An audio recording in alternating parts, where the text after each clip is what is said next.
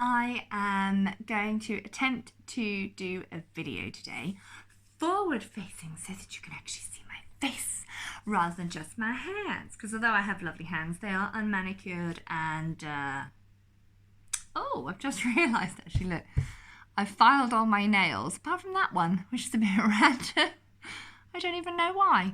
Anyway, they are unmanicured and pretty shocking. I do like getting my nails done, but at the moment I've been trying to be good, and obviously we can't go because of stupid lockdown anyway. What I'm going to talk to you about today is how to sew in ends. So I've got all my stuff with me. I have got my log cabin squares. I've got 1, 2, 3, 4, 5. So lots of ends to be sewing in. I'm not going to do them all in this video, but I thought I would show you how I go about sewing them in so that you can possibly do the same if you want to. You might not want to. Everyone does it differently.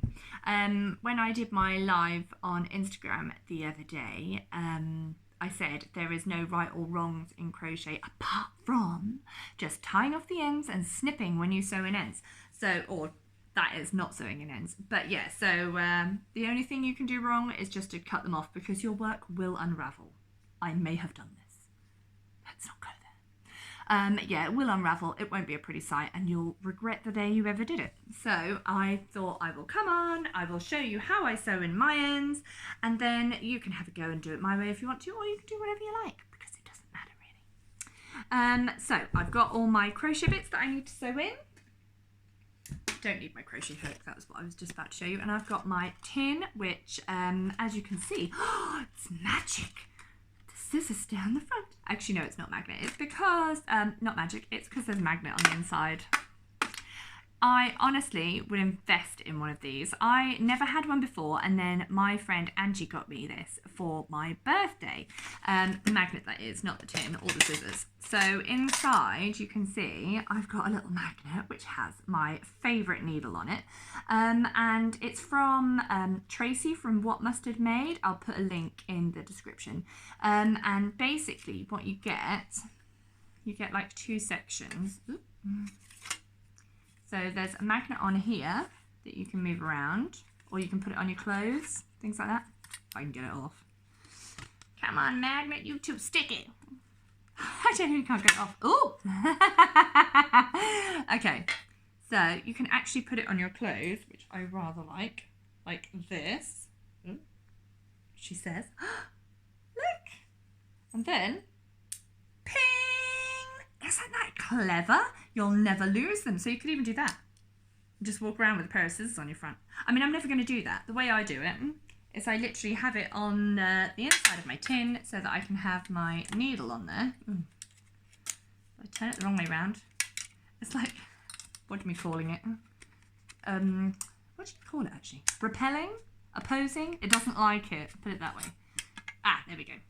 So I've got my fabulous watermelon magnet, which my needle is always stuck to on the inside. I mean, don't get me wrong, it does like to stick to everything. It's a pretty strong magnet, look. That's my stitch markers. Oops. But yeah, so it likes to stick to everything. So I have my favourite needle in there, and then I have my scissors on the outside, just because it's really handy. Then I know I can just pop it on the top and they're not going to fall around everywhere. I have it beside me on the arm of the chair, and it's just easy. You're going to have to get used to my boobs, by the way. I don't know a different way to sit, and unfortunately I have breasts. Unless I sit here in a turtleneck, you're just going to have boobs on show the whole time. Enjoy, that's all I can say. Enjoy. Anyway, so I have got my favourite scissors. I'll tell you where I got these from as well. These are from Wool Warehouse. They're called Little Loves scissors, and they come in loads of colours, so you can get like yellow, pink, blue, green. I think there's a nice turquoise. I mean, obviously I had to go yellow because it's my favourite colour, people. But they are so cute. These ones I think are $10.99. I think there's a bigger pair that's slightly more expensive, but they are really good scissors. They're really sharp, snippity, snip, snip, snip, and they're really cute, so they look good in photos. I'm not saying that's all the reason I got them for, but it's the reason I got them. And then I fell in love with them, so it's fine. Anyway, so I've got my scissors, I've got my needle, at sewing some ends. I'm hoping you'll actually be able to see this and it won't be a waste of my time, and then I'll have to re-record this so that you can just see my hands. The other thing I was going to say is about needle sizes, because I have a whole variety of needles. So there's this type, which are really small, quite hard to see on this. But yeah, they're really small. These are more for like sewing up when you're sewing up a pair of trousers or something, or you need to reattach a button or something. They're not what I would use for wool and yarn because they're just too thin and tiny. It's good for embroidery threads, but not for sewing in ends. The other needles that I have is this, which I got from Amazon, and it's just like a test tube or something. If I can get any of them out. These ones are, I mean, you get, I can't get any of them out. Hey, I look like that girl in that gif. Yeah, let's try and get one out. Oh, here's one. I mean, look at the size of that. Nice and chunky. This is the one I always use, but actually this is a good one as well. It's a bit longer, so probably not. Ooh, magnetized. Possibly better for really giant ones. I mean, you can see from the remnant of yarn that is on that, my little fluff ball, that I used that on my We Are Knitters jumper. So it's really good for giant yarn. But these needles also have in there, I think it was like £3 or something off of Amazon. I can't remember now. But you also get the smaller needles. So within this, I also have one that's more like my favourite. Here, look. So you've got 3 there. Really nice sizes. If you just go on Amazon and look up needles, you'll find some. Super easy to find. Anyway, use a needle that you like to use, that's comfortable to use. You don't want it to be too long. If it's like that long, you're not going to get it backwards and forwards. So I go for a nice size that isn't too much bigger on the hole than the yarn that I'm using. So when I thread my needle, I can't remember who showed me this. It was probably my mum. My mum always shows me stuff like this. So I get my wool and I put it around my needle like that. And then I pull it down and you end up with it kind of pinched in your finger. Can you see? And then I thread it through the hole. And it just comes up nice and easily, see? Ta-da! Now, when I'm sewing in ends, what I do is going to be the test of whether or not you can see. Oh, I had to go for the hardest colour, didn't I? So I go into the stitch and down in the direction of the trebles. So can you see that? I'm going to follow the trebles down and then pull it through. And then I'm going to feed back in the one next to it.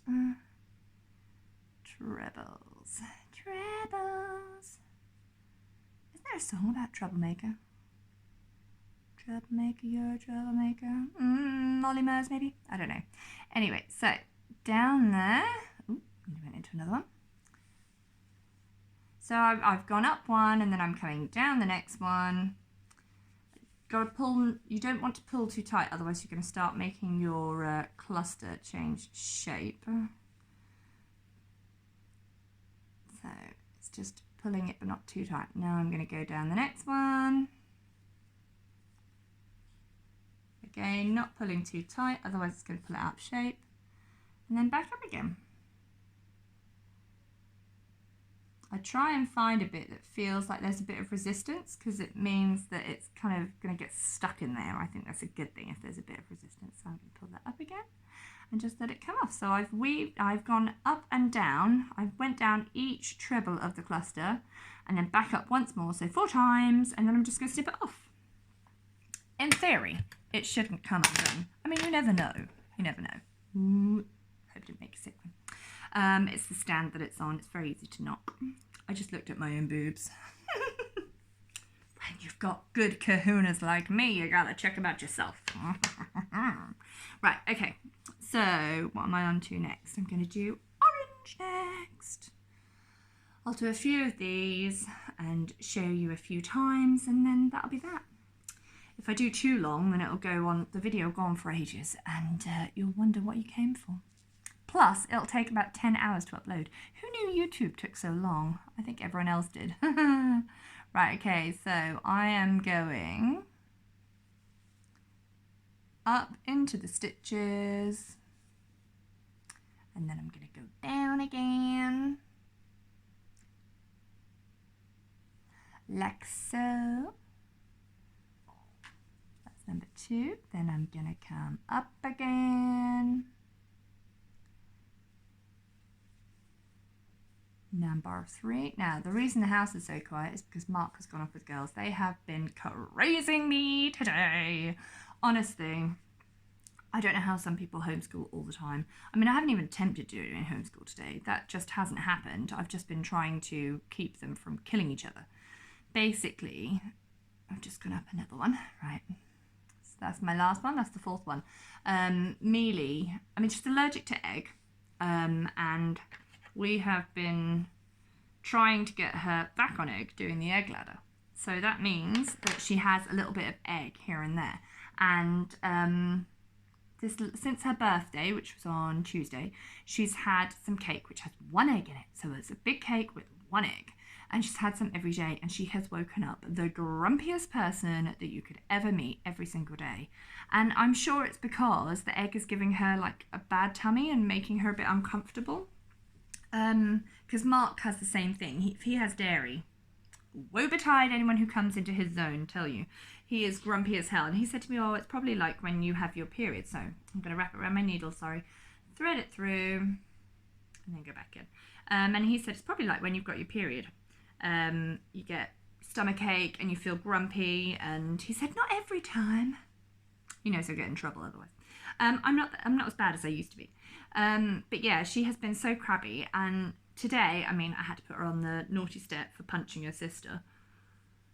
I just, honestly, like, give it up, honestly. It's just so much hard work. She does this thing that I call flobbling, which is basically where she lies on the sofa and just kicks her legs around. And this morning, she did it and managed to kick Sophie in the head, which was impressive, but incredibly annoying. Right, I'm going to go down, then up, then down. Sorry, I'm talking whilst I do this. Whether or not you're actually going to be able to see how I do this is another thing, isn't it? So I'm going down, plus I'm too busy chatting. So 1. But yeah, so it's been really hard going this week. I've been off as well, so you'd think in theory it'd be easier. I haven't got to worry about work. But it's just been hard work from start to finish.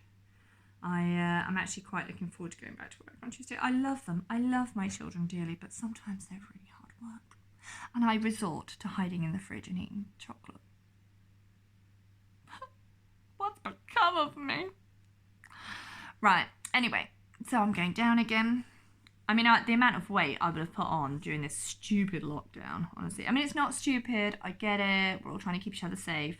But it's hard. It's hard. And I have turned to food to keep me sane. Also, alcohol. Terrible, really terrible. Mark bought me some amaretto today. Oh, looking forward to having that tonight, I can tell you.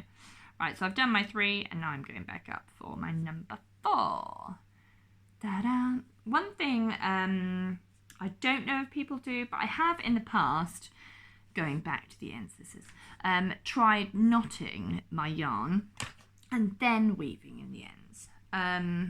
It's like extra security. But what I find, so like where these two are, say, knotting them and then sewing it in, but actually when you do that you end up with quite a hard lump, which is why I don't do it, especially on clothes and things. You don't want a hard lump on clothes. But yeah, so I don't knot it first. I literally just weave it up and down a few times and then snip it off. But I've done, I think, 3 or 4 now. I certainly haven't done the whole lot. I mean, you can, like with this, you could get both and weave them through together, but the only problem is because one's white and one's yellow, it's going to be obvious. So I'm not going to do that. I'm going to sew each one. Personally, I don't mind sewing in ends. Some people absolutely hate it, but I actually quite like it. I have a little ends party. With myself, that is. Not with anyone else. I just see it as a little party. I get all my ends and I save them and I put them in... See what I prepared earlier? Da da da! My ends jar. Now, this is a jar that was at my granny's house years and years and years ago. And when she died, when my granny and grandpa died, because they died like really close together, we emptied out their house, and this was one of the things that was there. And it had in it some random stuff. I remember it had in it like an army dressing, which I'd assumed was my grandpa's because it was from 1947 or something. Excuse me. And my dad said that it wasn't. It was from him when he was in the army. I was like, yeesh, that's old. But yeah, so it had an army dressing in it, which I still have somewhere. I've put it in another tin. And random other stuff. But I emptied out the stuff that was in there, and I have all my ends in here. So it is lovely yarny goodness. I mean, there's no real reason for wanting to keep all my ends. I'm not going to say that it's for birds or anything like that, because actually it's meant to be not good for birds to put yarn ends out. I think they can get caught in their claws and their feet. So it's not a good thing to put it out for birds. But I stuffed my amigurumi with it. It's the perfect stuffing. It's soft, it's pliable or whatever. You can put it into anything. If you have big gaps, you probably don't want to go for the colourful stuff. But yeah, that's what I do with mine. So I save it and I make my pretty ends jar, and then I stuff it into the amigurumi when I have the chance. But yeah, fabulous jar. I highly recommend it. This is a pretty whopping one. It's as big as my head. Yeah, anyway, I'm going to sew in one more end, and then I'm going to sign off and enjoy my peace and quiet in the house while Mark is walking the girls with the dog. So yes, I'm going to go up, down, up again. That's 3 times. And then I'm going to go just back through, and I can feel a bit of resistance there. I know it's holding, it's biting onto the wall. It's not going to come undone easily. And there you go, and then I snip it off. So, I hope that made sense. And I hope you enjoyed my video of how I sew in ends. I'm going to be doing my next video on how I'm joining, and the join that I'm going to be using for these log cabin squares once I've got all my ends sewn in, so it won't be today. I'm going to be using Sanita from Bright Bag, her pattern, which is the corner to corner cluster between the squares. So she has a tutorial that's on her site, on her website or blog or whatever you call it. But I will put a link to that as well. And that's what my next video is going to be on. If you liked this one, then make sure you like, and don't forget to subscribe and all that jazz. And I'll see you soon.